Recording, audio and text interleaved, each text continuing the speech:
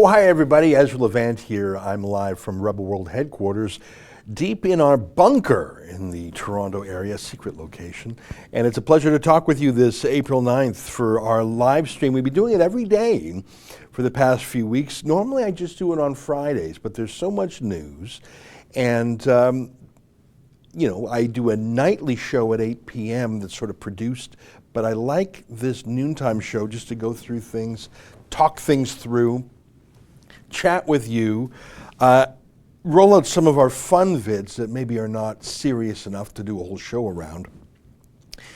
And I guess if I was in a certain business, I call this workshopping my ideas, like some of them I'm going through for the first time.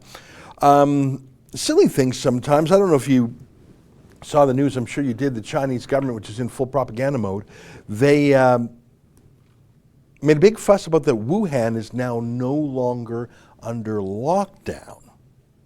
That giant city, about 15 million souls in China, now there's trains between Wuhan and other cities and flights. Paul Joseph Watson tweeted a terrifying tweet that there are now direct flights from Wuhan to Heathrow Airport. I haven't verified that myself, but I'm sure he's correct in that. I went online and tried to see if there were any flights from Wuhan to Canada. I couldn't find them, but as you know, there are flights from Shanghai, Beijing, and other Chinese cities to Canada every day. Obviously, people can connect from Wuhan to Shanghai, Beijing, and then come on over. Anyway, so the People's Daily, which is one of the many Chinese propaganda arms, they were so excited about Wuhan reopening that they did this very well produced video about the food in Wuhan and how delicious it is, and that's a reason to go there. And hey, fair enough. I mean, 15 million people do have to eat, and there is a Wuhan style. In fact, there's a restaurant here in Toronto that our friend David Menzies went to called Wuhan Restaurant. And, the people of Wuhan are not evil people. In fact, they were the first victims when you think about it. In fact, the doctors of Wuhan were rather heroic until 8 of them were arrested by police and told not to spread false rumors. It's the Communist Party that's the real devastating factor. But anyways, the People's Daily put up this video, and I watched it 2 or 3 times because, first of all, it actually did sort of look delicious, most of the food. But it was so, as one wag on Twitter put it, read the room a little bit better. Because, of course, one of the early explanations for the virus was that it emanated from the Wuhan wet market, which is what they call those markets where they have live animals and wild animals. And one of the theories being that's where the virus started. I think I have learned since then that the market in question was not a wet market, but rather a seafood market. And that, in fact, there were no bats for sale there. And that perhaps that was actually an excuse used by the Chinese government to cover up for more nefarious origins of the virus, including the biological weapons lab in Wuhan, by coincidence. But anyway, so China put up this propaganda video of all these delicious restaurants in Wuhan. And I got to tell you, most of them look good to me. But holy macaroni, was it ever tone deaf. They took it down fairly quickly. But not before a lot of cheeky folks on Twitter put their own, made memes out of it. And one of the memes I've been following, I don't think I've showed them on the show yet, is in Ghana, which is a country in Africa. There's a custom that's growing of funeral dancers, that the pallbearers who bring your loved one's remains in the coffin, the pallbearers, they sort of have a bit of a dance. I suppose you would equate it to a wake in Western society. Send them off with a bang. Yeah, so these are funeral dancers, pretty stylish. They got the moves, and you hire them, so they're not family. So those are not the family of the deceased, but they are for hire. It's a little bit unusual when you first think of it, hiring funeral dancers. But if you're cool with the wake and have a bit of a celebration of life as opposed to a sadness of death, I get it. In fact, I don't find it offensive. I find it sort of fun in a way. maybe that's a hell of a way to go out, especially if the deceased was a particularly happy person or a goofy person or maybe even a dancer himself. So this meme, this funeral dance meme, it's so funny because, of course, the juxtaposition is someone's doing something very dangerous and then boom, cue the funeral dancers. So take a look at, this is just one of a dozen samples of how that Wuhan video, propaganda video by the People's Daily was given a bit of a tweak. Take a look.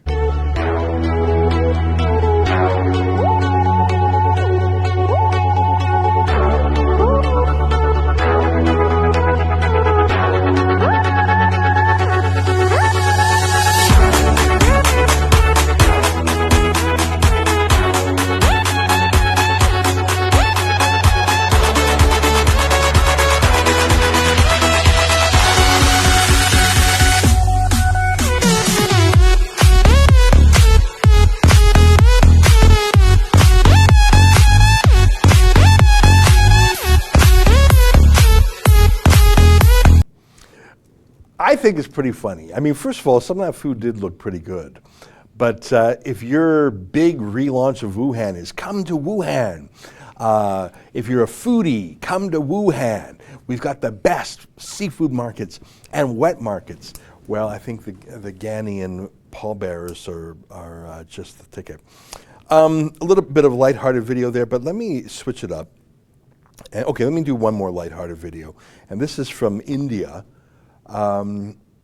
They're trying to educate people about social distancing. Good luck in a country of more than 1 billion souls that are perpetually crowded. But these are cops in India, traffic cops at least, who are wearing virus-inspired gear, virus-inspired shields and helmets.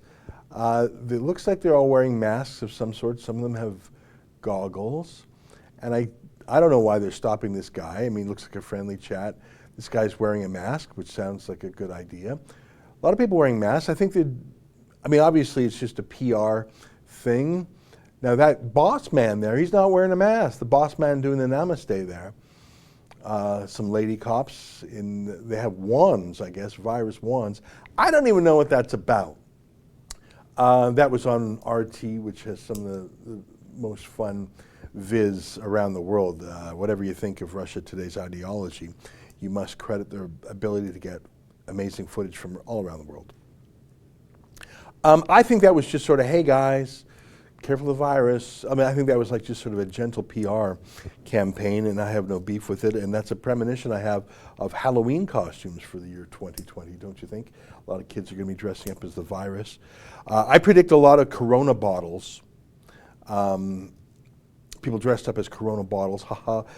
But the more creative ones will be dressed up like viruses. But so those are two fun videos, the pallbearers, the dancing pallbearers, which I find endlessly amusing.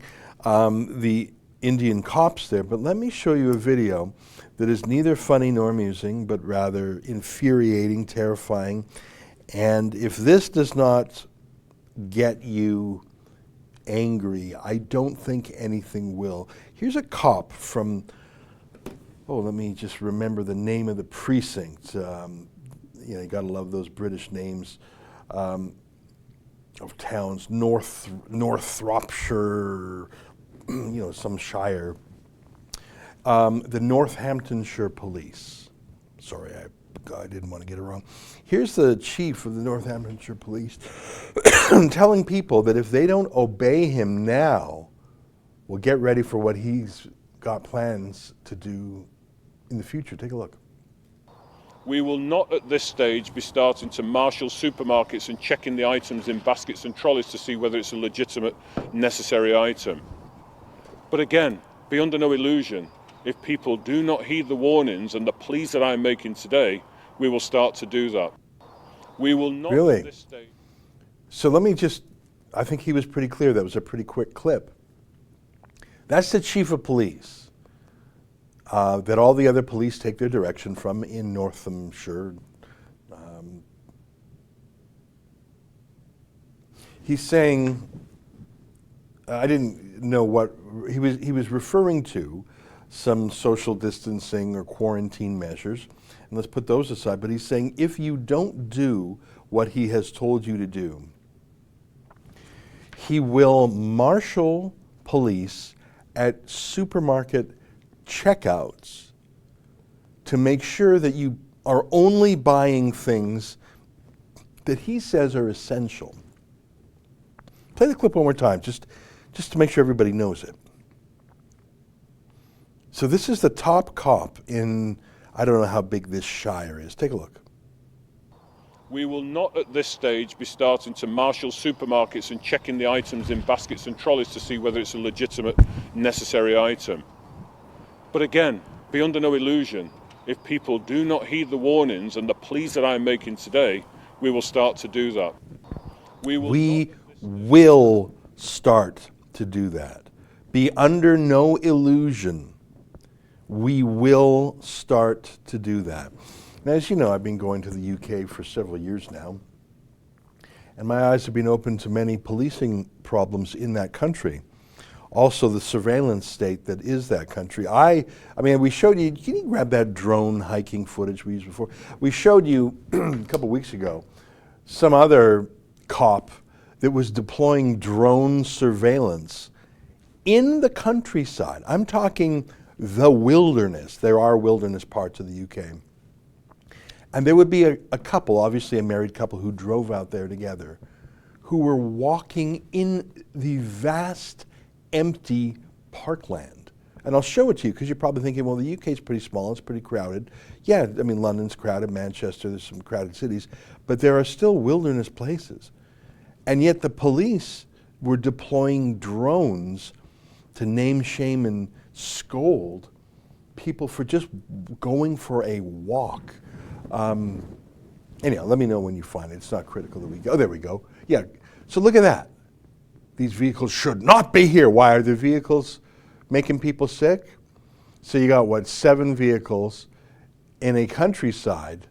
Look how walking your dog in the peak. So there's 2 people walking their dog. So what's the problem there again? What's the risk there? Not essential. Look at how big that is. Going for a walk miles from home. Not essential. What difference does it make if you're a mile from home or miles from home? What's the difference from an epidemiological point? Going out of your way for an Instagram snap. Yeah, what's the, not essential. So I can spy on you, that's essential. Driving to a beauty spot for a stroll, not essential. Yeah, stay in a crappy, crowded, sweltering, heading to the peaks to watch the sunset, not essential. You know what, that last one where they said driving, government advice is clear. What's the advice? You should only travel if it is essential. Traveling to remote areas is not essential. Well, actually, you know what? If you are, we're all in this together. No, you're not, mate. No, you're not, mate. If you live in a crowded, sweltering, jammed up city like London, which is a very crowded city, very dense city, where the most useful means of transportation is the London Tube, that's what they call their subway. Yeah, it is sort of essential, mate, to go away from the city if you want a nice long walk, calm down, and not spread the virus. What does essential mean? So that's where they were a couple weeks ago, spying on people hiking. That's apparently essential police work. But now they're saying they will literally station people at supermarket checkouts to inspect if your purchases are essential or not. Play that cop one more time, because I want you to see that I'm not adding wiggle words. I'm not extrapolating from what he's saying. He said, be under no illusion. If you don't do what I'm saying now, we will do what I'm saying we will do. Take a look, just one last time. It's such a quick clip. We will not at this stage be starting to marshal supermarkets and checking the items in baskets and trolleys to see whether it's a legitimate, necessary item. But again, be under no illusion. If people do not heed the warnings and the pleas that I'm making today, we will start to do that. We will not at this stage. We will start to do that. inspecting baskets and trolleys in supermarkets. So help me out here. So, I mean, there are some things that we would probably all say, well, that's essential, like bread, meat, eggs, dairy. But seriously, you're going to have a cop now say, well, you don't need Honey Nut Cheerios. That's not essential. Regular Cheerios are. You don't need steak. You can have hamburger. You can have an apple, but not an exotic fruit like a pineapple. Like, what does that even mean? What kind of food is essential and what is not essential? Is bottled water at all essential if you can drink from the tap? Is something essential if it doesn't taste good, but not essential if it does taste good? So eat your spinach, eat your broccoli, eat your Brussels sprouts. Are those all the foods that kids don't like? Are those essential? But are sugary foods like, is alcohol essential? What if you're an addict? And I'm not encouraging addiction, but you're going to just use this as an excuse to force everyone to go cold turkey. Is a cigarette? People have a habit. People are addicted. Is a cigarette essential?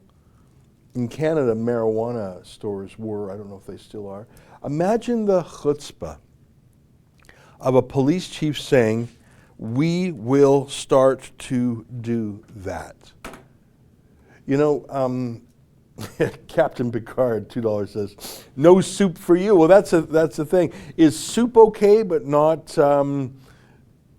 like, is processed food okay? Like, there's a lot of especially near tall apartment complexes where you have young people, no kids. Maybe they're living by themselves. Sometimes it doesn't even make sense to cook for yourself, so you just run down. There's a lot of stores, supermarkets, even drugstores, and in the UK, they're great at this. There's so many little stores that have prepared foods. I love the fresh food that's available in like every corner store in the UK. If it's prepared, is that not essential? So if you bought all the elements to make your own sandwich, a loaf of bread, a head of lettuce, whole tomato, meat, but if you went and ordered a prepared food, is that, like, what is that even?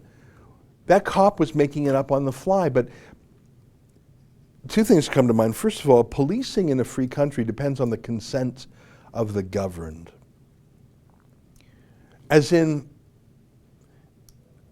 you can have thousands of police with guns, and most police in the UK don't have guns, laughably. But it only works if the vast majority of law-abiding citizens consent to the police. If they accept in advance the social contract that we all give up the monopoly of violence to the cops and we all obey the cops because the cops have our trust and the cops have civilian oversight. So that blowhard from the Northamptonshire, if I'm remembering the Shire, police, the only reason he is able to be the police chief is because the 100,000 or whatever souls who live in his jurisdiction accept his policing.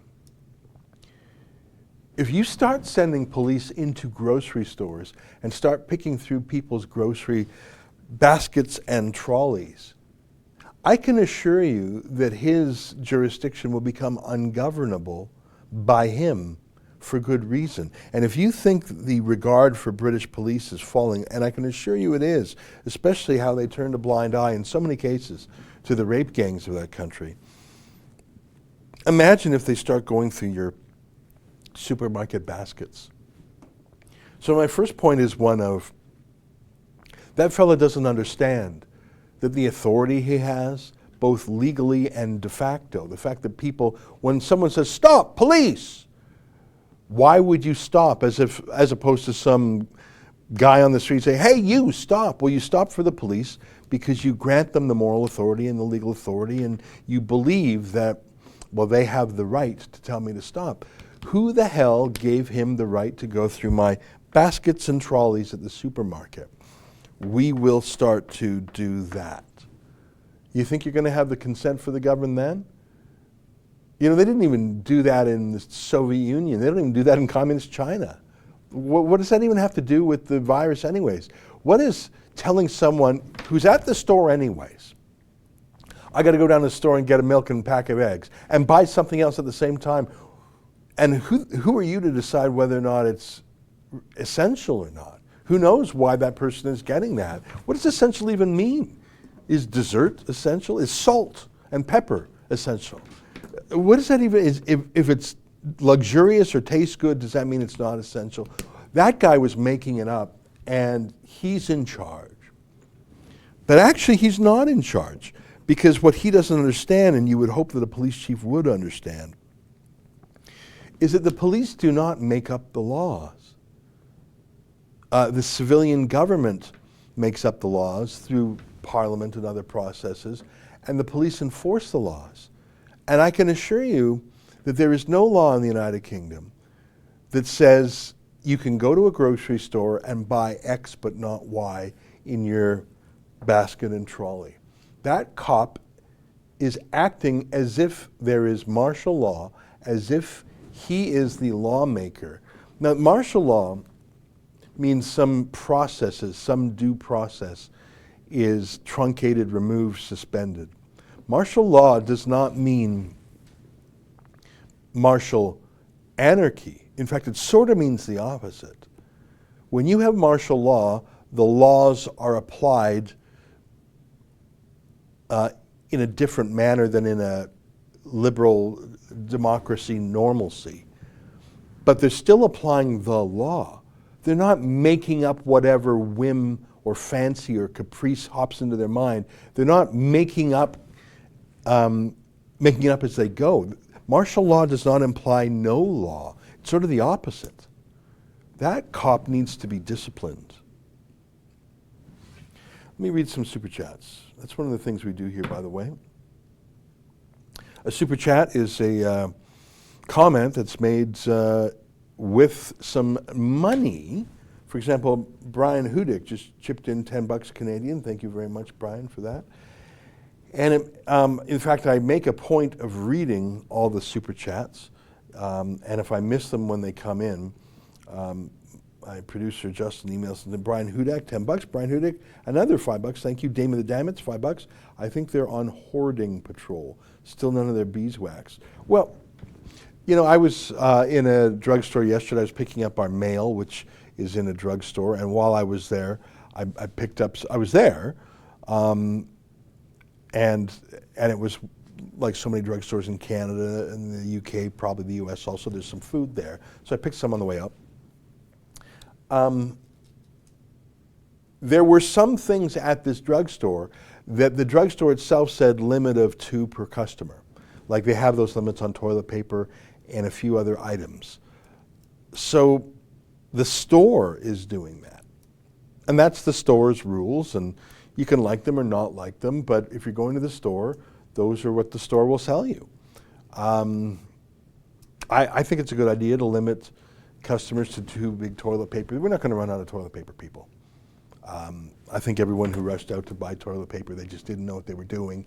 They had to do something that was a very visible thing they saw other people doing, so they thought, well, geez, if everybody's buying toilet paper, maybe there's a reason, maybe someone knows what they're doing. I don't. And yeah, I guess it would be terrible if I ran out of toilet paper, better get toilet paper. Of all the things to stock up on, that just seems a little bit odd. I mean, Canada has more trees than anywhere. Pulp mills, I mean, toilet paper is not, it's not really a high-tech item. And it's not particularly imported either, unlike, say, our medicine or our masks. But my point is, if the store where I was yesterday says limit of 2 rolls of toilet paper, 2 bags of toilet paper rolls per customer, why would you need a policeman to enforce that, number one?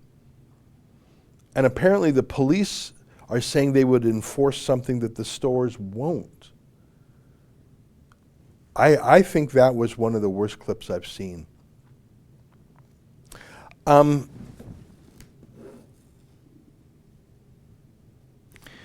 want to tell you one more thing about Wuhan, because I don't even think Wuhan had that stupid idea of cops looking through your groceries. Oh, you had yogurt, but you only have to have the plain yogurt. You can't have the fruit yogurt. What food is non-essential? And who the hell is a cop to make that determination? This is in this crisis, you will see dramatic and urgent steps, some of which will work and some of which won't. But you can be acting in good faith to make those decisions. But it is not a good faith decision to say, I'm now going to station cops at the supermarket and go through your groceries. But we are all sort of in a state of shock. So imagine consenting and submitting to such a bully. He should be fired. Super chat from Bob the Monk. Mirror, mirror on the wall, who is the premier who can't say no to China planes landing daily in Canada at all? Well, the thing is, that is not a provincial matter. So you say premier. I don't think that's a provincial matter. International travel, airports, just like seaports and railways, are a national jurisdiction. Under Section 91 of our Constitution. Probably the same in the United States. That's a federal thing. What's crazy is that Justin Trudeau has simply not done anything to stop flights from China which arrive every day. I mean, for example, there we go. We know that flight because it comes in all the time from Xiamen on Xiamen Air MF805. This looks like the Vancouver. Is this the Vancouver? Yeah. So at 6:40 p.m. today, Xiamen Air flight 805 is landing at the main terminal, gate 21. It's on time.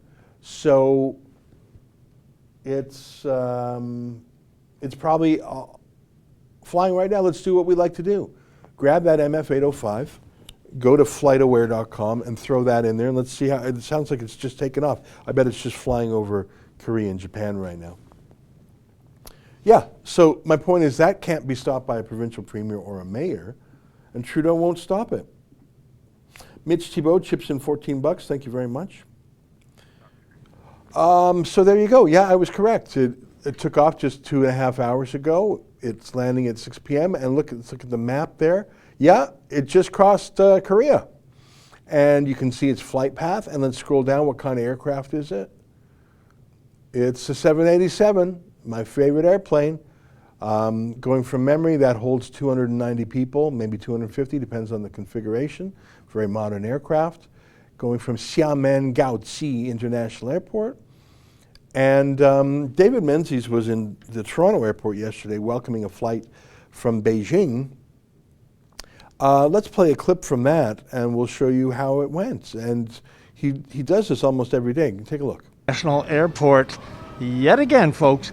Yeah, if you thought the borders were closed, you're wrong, because as you know, there are so many exemptions. It makes the border closure a joke, even from those flying in from the epicenter of the Wuhan virus. Yes, I'm talking about China.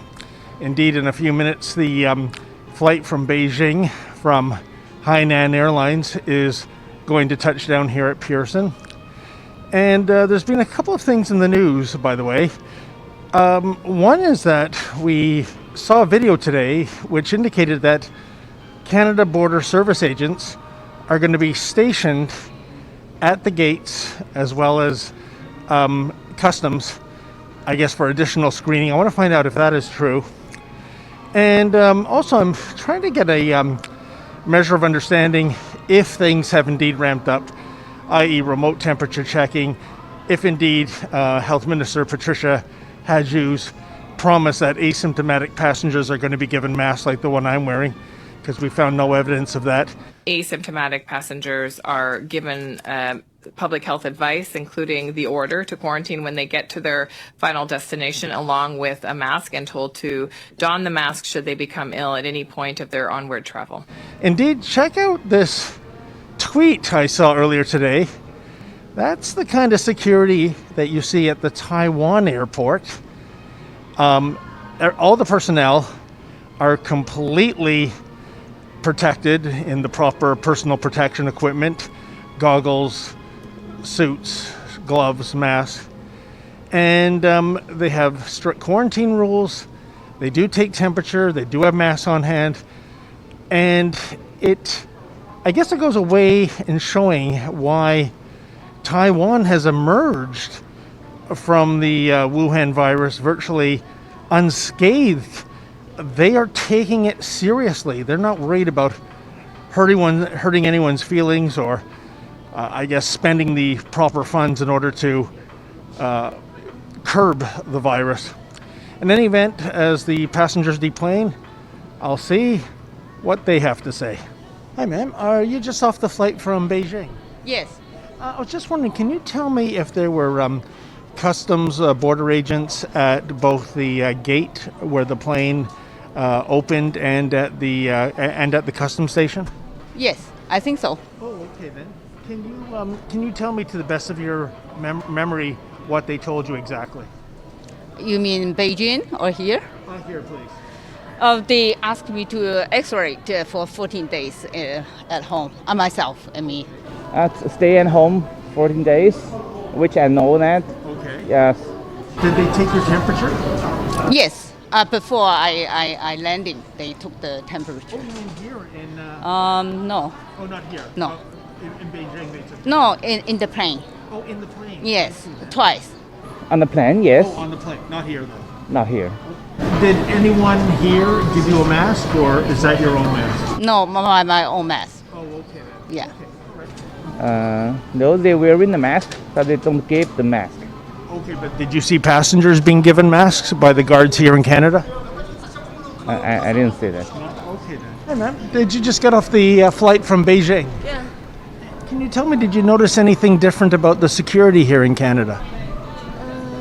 Yeah, a little bit different. Yeah, most we check the temperature and look at the. Oh, did you say somebody took your temperature? No, on the plane, yeah. Oh, on the plane? Yeah, on the plane. Well, folks, I have to say that might have been one of the worst street art events I've conducted here at Pearson Airport since we began coming here way back in January. Funny how the mainstream media is only now showing up in the month of April, but that's another point. And of course, the reason it was so horrid was that it was an endless litany of people who said they couldn't speak nor understand English. Some of them didn't even have the vocabulary to say they don't speak English. And isn't that kind of making one of the points when it comes to concern? When customs and border agents are talking to them and giving them instructions, how much of that are they actually absorbing? I mean, do they know that self-quarantine begins right away, as in right this second? You cannot stop for even gas or groceries? I don't know. There seemed to be an enormous language barrier, and these are presumably Canadian citizens and permanent residents, and of course there are other exemptions. Also of concern is the airline itself, Hainan. Now, you've probably never flown. And for the rest of that video, he talks about how gross Hainan Airlines is. Now, let us recognize that it is a new development that the airline apparently took their temperature on the plane. So that's new. And by the way, that is not a requirement of the Canadian government. That sounds like something that the airline did on its own. Now, how well they did it, with what equipment, or what they did if they found someone with a fever, we don't know. Actually, maybe we should have let the rest of that video roll, because it shows how gross Hainan Airlines is. Very low hygiene standards that we've shown you before. I don't need to show it again. But to me, two things are interesting there. First of all, and this is what I've seen in all of David's airport visits. Number one, people getting off the plane seem to be fairly conscientious as individuals. They all brought their own masks. That one guy had sort of a plastic face guard and like a beekeeper's hat or something. Actually, beekeepers would be the net, but he looked sort of funny and cool, I thought. It's a new fashion chic. So I think everyone was attentive, conscientious, and well-meaning, and they all had masks, none of which were provided as petty hide-do-lied by the Canadian government. None of the temperature taking was done in Canada. But the thing that disturbed me the most, and frankly, I think we buried the lead in how we edited that video a bit, was, we saw some interesting interviews, and then David said it went terribly. I said, David, it didn't go terrible. And then he said, because so few people could speak English. They couldn't even say they couldn't speak English. And frankly, I would have liked to have seen some more clips of that, because my thought is, who are those people then? Because my understanding is the only people allowed to come in from China or other foreign countries are Canadian citizens and permanent residents, temporary foreign workers, which Canada has far too many, especially now that unemployment is at 20%, foreign students, of which there are 700,000 in Canada. But each of these categories I've just mentioned, citizens, permanent residents, temporary foreign workers, and students, they all have to speak English or French in Quebec. So if you have dozens of people getting off a plane, and they don't even speak enough English to say, I don't speak English, who are they? And how are they being screened? Who's checking that they're citizens, permanent residents? If you are landing from Beijing in Toronto and you don't speak a word of English, who are you? And I wouldn't necessarily care so much in the past. Tourist could be an answer. Family visiting a relative could be an answer. Businessman could be an answer. Those are all reasonable answers in a normal time. But these aren't normal times, and we have been told that only those categories I mentioned above are allowed to come in, but clearly that's not happening. Who are these people coming from China, the hotspot of the virus, who don't even speak a word of English? And as David obviously points out, if you don't speak English, how do you follow instructions? How do you understand what a border guard is telling you? It's crazy. We'll have to keep doing it. We'll have to keep doing it. Going to the airport, I mean. More super chats. Dame of the Dam, it's $20. John Horgan wants documentation of quarantining plan for international travelers, or they go to a quarantining center. Is that another Asian internment camp or the right thing to do? It's got nothing to do with Asian. It's anyone foreign. Now, a lot of the flights to Vancouver are from Asia, given its geography. My own view is that if you're coming from Taiwan, you're the safest place in the world. And I also trust Korea and Hong Kong, even though it's technically part of China, it has its own regimes. So I'm actually, if we're having people flying in from other places in the world, my comfort level is higher from Taiwan, Hong Kong, and Singapore than even from Italy, I hate to say it, or Spain, certainly from Iran. But people are coming back from all sorts of places to Canada through London. But it's got nothing to do with race. It's, are you coming in from abroad? I should tell you, I think I mentioned this the other day, that we wanted to send one of our reporters to Taiwan to report what it's really like out there. And I talked to the embassy, I'm very friendly with them, and they said, I'm sorry, even if you take a test right before you go, which we offered to do, they have a 2-week quarantine. And you saw those pictures those were tweeted by the president. You want to put the picture back? There's one that said quarantine center. That was in David's video. In David's video, he showed 4 photographs that were published to Twitter by the president of Taiwan. And they showed what it's like when you land at Taipei Airport. You're greeted by staff wearing the garments and and that office says quarantine in English and Chinese. You can't miss it. And you have another, can you flick ahead just a little? Yeah, so there's a camera there, Centers for Disease Control. Like that is a pretty, show me the other ones if you can. So there's no messing around. It is, let me read this. Today I paid a visit to Taoyuan Airport to thank our frontline personnel for their tireless work in the fight against COVID-19. Airport testing and home quarantine are 2 of our most important lines of defense, helping keep the people of Taiwan safe. So those are the photographs published by Tsai Ing-wen, if I'm saying that right, the president of Taiwan. She's very, very good on this file.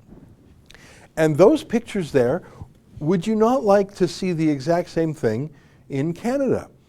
Would you not like to see staff wearing masks and gowns, taking temperatures, a big sign that says quarantine, and as you may have heard in some of our various interviews, they check up on the quarantine by phoning people. I understand that in some places, maybe I'm mixing up Taiwan and Israel, they say turn on your phone and show us where you are, kind of thing. Like they'll check up on you to make sure you really are quarantining. And I know they're serious because they wouldn't let us send a reporter without a 14-day enforced quarantine. We don't do that here. Viking Insane, $5. Borders matter, language matters, freedom of speech matters. The Canadian government doesn't care about any of that. These stay-at-home orders excite them. Exactly. I mean, two analogies come to mind. One is, you can build a border around your country and live within it fairly freely. But if you don't have a border around your country, you got to build a border around your house, either to keep the bad guys out, or, as we're seeing now, little Berlin walls to keep us in. That's one analogy that comes to mind. Another is firearms.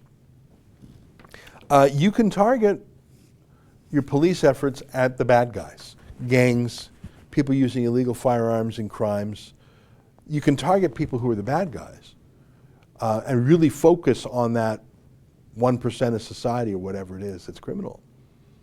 Or you can say every single law-abiding gun owner, farmer, duck hunter, rancher, you are the threat, and we're going to make you register your firearms and fill out forms, and we're going to harass you and seize your firearms and criminalize you. Hang on, they're not the problem. The problem is the gangsters, mainly in the big cities. So I feel it's the same thing here. I mean, because we are not focusing our efforts on the source of the virus and the source of the risk, for political correct reasons, we're punishing every single person in the country who's got nothing to do with it. Very frustrating. How are we doing for super chats? Am I sort of? It sounds like there's some more. I'll take a look-see at those. Thank you for the super chats, by the way. I appreciate those, and that does help us pay the bills here, because we keep 70% of the revenue. YouTube passes along to us, so that's nice. Here's some more super chats. Brian Hudick, another $5. That's very nice of you, thank you. Me Vilap, $10. Required, stop all flies from China. 2, use of masks by everybody. 3, masks readily available to all Canadians. 4, permanently close the passage to Roxham Road, another source of the virus. Well, I tell you, if those rules had been implemented, we would be as safe as Taiwan, because those are very Taiwanese rules. Good Dog, $25. Will the song 16 Tons by Tennessee Ernie Ford ever become our national anthem in honor of our fearless leader? I have never heard that song before, but it sounds like you're making reference to the 16 tons of masks that Justin Trudeau sent to China very foolishly in February.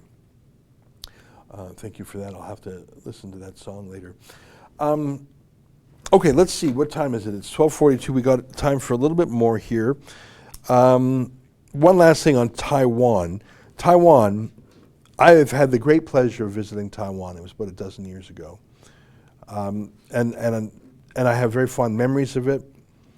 I remember how pro-Western the people were. Pro-American, which you don't see in many places in the world. How they love the West and freedom, how they're trying to deepen their own liberty traditions. There's little quirky things about Taiwan. At least where I went, I was there for a week. They love 7-Elevens. Sometimes you'll have a street corner with 3 7-Elevens on the same corner. It's very funny. I remember going to a McDonald's there and they had cream corn soup. And these are just casual memories. They love their scooters. They had at one point the tallest tower in the world, Taipei 101, which looks, can you grab an image of Taipei 101? It looks like a bamboo shoot. It was a very interesting skyscraper. There were a lot of things I really liked about Taiwan, but mainly I liked the people. It reminded me of Hong Kong. It wasn't quite as hustle-bustle as Hong Kong. Of course, it didn't have the British history. That's Taipei 101.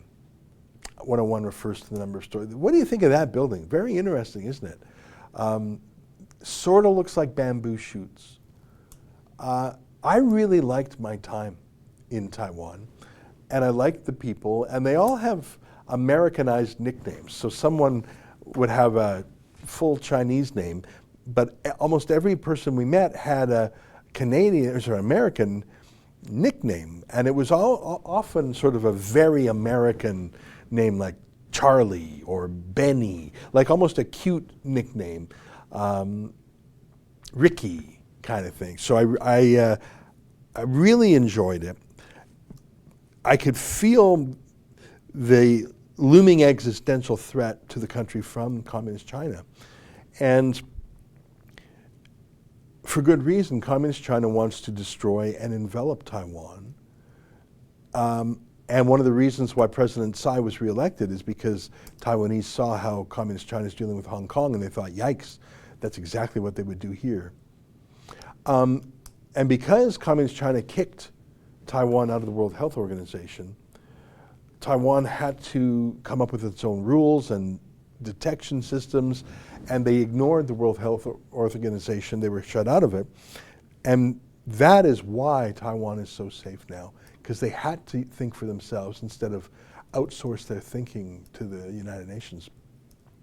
The World Health Organization has been disgraceful towards Taiwan. The executive director, or whatever his title is, of Secretary General, whatever, of the World Health Organization, who was installed by Communist China, is particularly odious. And he literally accused Taiwan of being racist. Taiwan hit back. Here's a little clip of that. And thank you for asking that question. Maybe for the first time I would make this public. Even death threat, I don't give a damn, because it's personally targeted to me. 3 months in the same situation. What makes me sad is, I said it last presser, when the whole black community was insulted, when Africa was insulted, then I don't tolerate. Then I say people are crossing the line. When it's personal, even death threats, I didn't care. I didn't even respond. When as community people start to insult us, that's enough. That's enough. We cannot tolerate that. But since I don't have any inferiority complex when I'm personally affected or... He's literally accusing Taiwan of death threats and racist insults. Taiwan challenged back and saying, evidence, please? But you don't need evidence. It's a slur. You know what gets me? Sorry, what you were saying? He does mention Taiwan very shortly. He does? Okay, put that back up. Justin tells me I cut out of the clip too soon. Here's the rest of that clip. Attacked by racial slurs, I don't care, because I am a very proud black person or Negro. I don't care being called even Negro. I am. That's what came from some quarters. And if you want me to be specific, 3 months ago, this attack came from Taiwan. We need to be honest. I will be straight today. From Taiwan. And Taiwan, the foreign ministry or so, they know the campaign. They didn't dissociate themselves. They even started criticizing me in the middle of all that insult and slur. But I didn't care. 3 months. This is what we call projection, I say it today. He, first of all, is a disgraceful communist bigot who oversaw exterminations of political opponents in Africa. Second of all, I don't accuse him of racism against Taiwan. I don't think it is. It's being a running dog for Communist China against Taiwan. But that slur against Taiwan, baseless, no evidence, it's just the final proof of his unfitness for that position. Do we have a clip from Donald Trump the other day where he said, we're thinking of getting out of... Actually, you know, his tweet, I think there was a tweet, or I saw some, I retweeted. Give me any viz on this. Donald Trump said, we're thinking of getting out. Secretary Pompeo and others said, yeah, World Health Organization has obviously failed. There's no value for money. Looks like the United States contributed close to $500 million to the World Health Organization last year. China contributed just $42 million, and yet China controls it. You can see that bizarre. I wouldn't say that's a racial attack on Taiwan, but it's a slur on Taiwan, falsely suggesting that they used. Like, it's just so made up out of the blue. You know what gets me every time about that Tedros? They call him doctor. You would think that someone who's the head of the World Health Organization and who calls themselves doctor would be a medical doctor. He's not a medical doctor. It's just some PhD. Imagine going around calling yourself doctor at the health organization. He's actually the first boss of the World Health Organization who is not a doctor. Here's Trump on this guy. Money from the United States, and we pay for a majority, a biggest portion of their money. And they actually criticized and disagreed with my travel ban at the time I did it. And they were wrong. They've been wrong about a lot of things. And they had a lot of information early, and they didn't want to, they seem to be very China-centric. And we have to look into that. So we're going to look into it. We give a majority of the money that they get. And it's much more than the $58 million is a small portion of what they. There's been a lot more discussions about that. I hope they do pull out. Really, it's a corrupt organization that's controlled by Communist China. All their advice has been bad. They have not given genuine health advice to the rest of the world. It's rather being political cover-ups for China. And I find it deeply disturbing that to this day, Theresa Tam, Patty Hajdu, and other Canadian public health officials say they take their orders from the World Health Organization, which has lied, saying that the virus does not go from person to person, saying that masks do no good, reporting without skepticism or corroboration China's official numbers. The World Health Organization, the more you listen to it, the worse your health will be. Loyola Brunette, $30. Quebec Provincial Police refused to let me out of Quebec to operate my takeout business in Ontario. They turn around and allow an Ontario couple to operate a takeout business in Quebec. Talk about making up your own laws. Well, the answer clearly is for you to fly to Beijing and then fly from Beijing to Toronto, and they'll let you right in. How am I doing on the Super Chat side? Daniel Grant gave $1. Thank you very much for that, Daniel. Okay, you know what? 52 minutes ago, I wanted to start the show with this video, but I just did everything else since. This is Steve Bannon, and there's Chinese subtitles over it, so I'm not actually sure the origin of this clip. It doesn't even matter. It's just Steve Bannon, who was it was on Fox, Justin says, who was of course, he was the campaign boss who turned around Trump's campaign. He used to be the big boss at Breitbart.com. I suspect he'll have some role in Trump's 2020 campaign. He has been an early critic of China against Huawei, and in January he already knew how bad this China pandemic was. I don't know if he had sources there. He's been focused on China like a laser since the beginning. He really was the architect of Trump's China policy on trade and tariffs and things like that. Listen to him speak clearly and forcefully about China. I found this very compelling. Take a look. The Chinese Communist Party and their culpability in this is really what has to be addressed.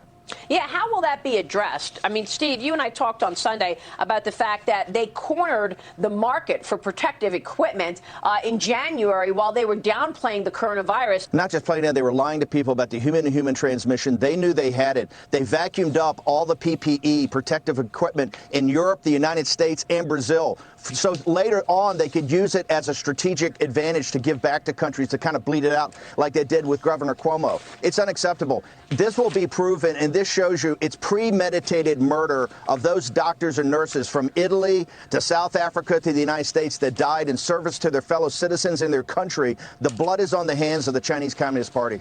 The Chinese Communist Party knew about human-to-human transmission in December.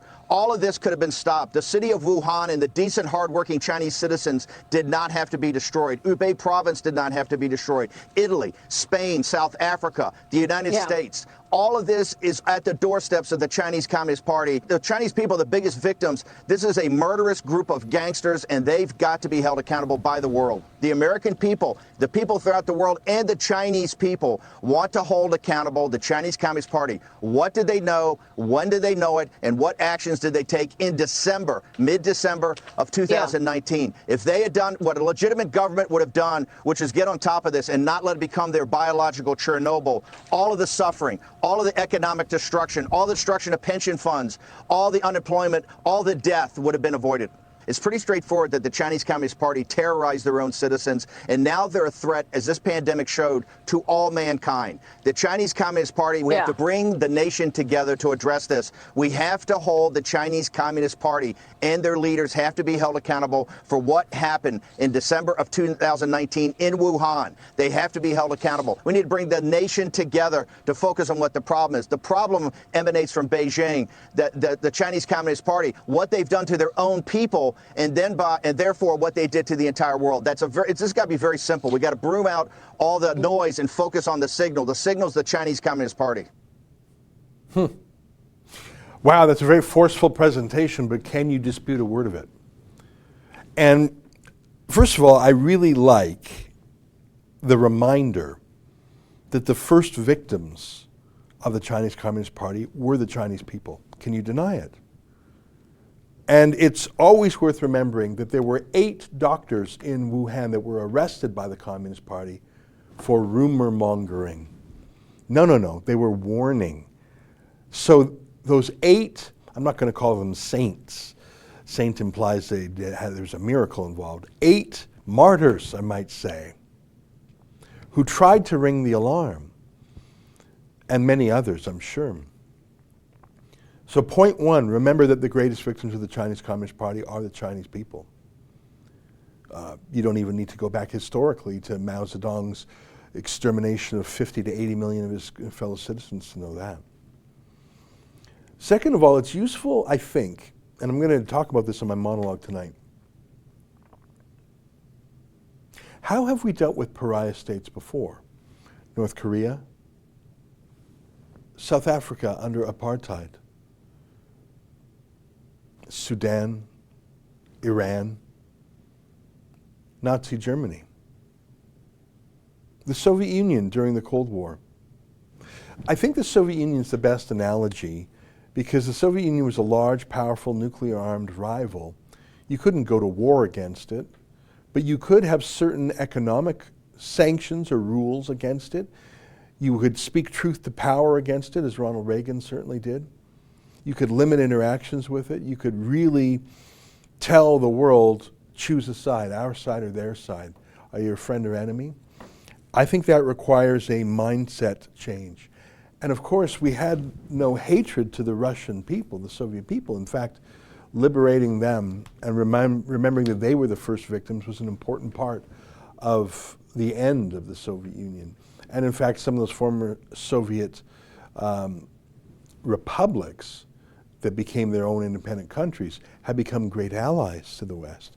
Even Poland, which was nominally its independent country, was so dominated by the Soviet bloc, the Warsaw Pact, as it was called. So it is possible that parts of China or all of China can, in the future, become a great ally to us in the West, as Poland is. Ukraine was actually a Soviet Socialist Republic, you know. Latvia, Lithuania, Estonia. All of those places were actually absorbed by the Soviet Union. Now they're free countries. We see this in Hong Kong, that is probably, even more than Taiwan, the most pro-American place in the world right now. So don't hate the Chinese race, don't hate the Chinese people, don't hate the Chinese nation, don't hate the Chinese geography. Be wary of some of the Chinese food, I'll put that there. Wet marks is what I'm talking about. But understand that the enemy of the Chinese people is our enemy too. and that's called the Communist Party of China. I am completely convinced by what Bannon says there. But look at the mindset of Justin Trudeau, who is still enthralled with them. I mean, imagine still negotiating with, still giving foreign aid to China, and they've had our two hostages, Michael Kovrig and Michael Spavor, for almost a year and a half. We need to take a stance similar to how we took a stance against apartheid South Africa, or at least the Soviet Union. And I think we need to hear more along those lines. I think I've got a couple of super chats. Let me take a look. Cat, my scrappin' mama, $2. Thank you very much. John Reed, 279. What do you think of Kara Halios being kicked out? I've spoken to that before. I've had Kara Halios on the show twice, I think. I think it's ridiculous. If the members of the party don't want him, they'll say so in the party's leadership election. Why should some handful of party bureaucrats make a decision? Why should a court settle it? Why, you know, because he said some mean things about a rival candidate. Yeah, that's politics. If Aaron O'Toole can't handle criticism from Jim Carahalios, I don't think he's got what it takes to handle criticism from the media party or Justin Trudeau. It's pitiful, frankly. Gabriel Mullet, $5. What is the best way to support the channel? And please keep pissing off Trudeau. It's hilarious. Well, that's nice of you to ask. And I'll answer in 1 second. Mivilap, did I read this one? The UN gang must be dismantled and incumbents jailed. Just watch the performance of the World Health Organization, the Human Rights Commission, the Security Council, and the High Commission for Refugees Global Compact. Well, that's the thing. All these globalist institutions are now dominated by China. I mean, Obama wanted to give China total control of the internet. Carport Carl, $3. Thank you very much. Gary Gallagher, love your good work on exposure in the UK and everywhere. Thank you. Let me answer Gabriel Mullet's question by going to helprebelnews.com. Can you go to that website? So if you want to help us, a super chat does help. We get 70% of that. We're also trying to raise some dough. We call it Help Rebel News through the pandemic. Look, no one here is sick, thank God. But we need the help because we are under economic stress, as everyone is. And obviously, help the people in your life first. Help your family, help your friends, help yourself. But if you are lucky enough to be in a position where you can help us, please go to helprebelnews.com. This is our second crowdfund, and it looks like it's doing fairly well. As we say, the CBC will still get its $1.5 billion a year from Justin Trudeau no matter what. There will be no recession there. We, on the other hand, depend on our viewers to keep us strong, so help us out. And we've got a little army of 16 people. Most of our people are working from home. In fact, only 3 people are in the office today. We have a twice a day sort of a Skype call, group Skype call with our whole team. So we say hi to everybody. We have one at 10 a.m. When folks are getting rolling, and our Western Canadian contingent joins us. It's 8 a.m. out there. And then we have one at 5 p.m., sort of recap the day. So we just say hi to each other twice a day via video call, 15 minutes, half an hour, whatever.